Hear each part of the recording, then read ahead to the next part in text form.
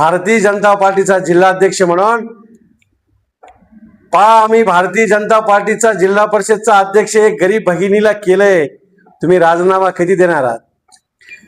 परभणी जिल्ह्याचा एक नेता, महाविकास आघाडीचा एक लोकप्रतिनिधी म्हणला होता, भारतीय जनता पार्टीचा जर जिल्हा परिषदचा अध्यक्ष झाला तर मी राजीनामा देतो.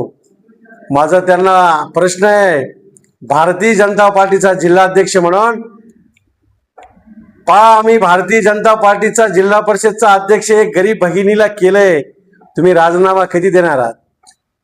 तुम्ही जे चर्चा करू लागले की भारतीय जनता पार्टीचं काही खरं नाही, त्यांचा अध्यक्ष होऊ देणार नाहीत, इथून पुढे एक गोष्ट लक्षात ठेवा, गल्लीपासून दिल्लीपर्यंत जसं सर्वसामान्य जनतेच्या आशीर्वादानं भारतीय जनता पार्टीचं सरकार आहे, त्याचप्रमाणे या परभणी जिल्ह्यामध्ये मायबाप जनतेच्या आशीर्वादानं आणि भारतीय जनता पार्टीच्या आमचा बूथ अध्यक्ष, मंडळाध्यक्ष, आमचे मोर्चाचे अध्यक्ष, आमचे महामंत्री असतील, आमचे आजी माजी सर्व पदाधिकारी यांच्या कष्टाच्या, मेहनतीच्या आणि सर्वसामान्य जनतेच्या आशीर्वादानं आता हा परभणी जिल्हा भारतीय जनता पार्टीचा बालेकिल्ला बनलेला आहे.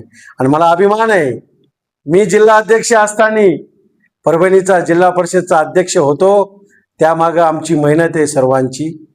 इथून पुढे आता भाजपशिवाय या जिल्ह्यात काही चालणार नाही.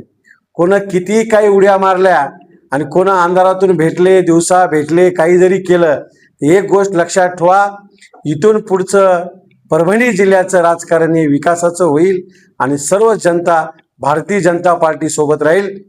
भाजप एक भाजप.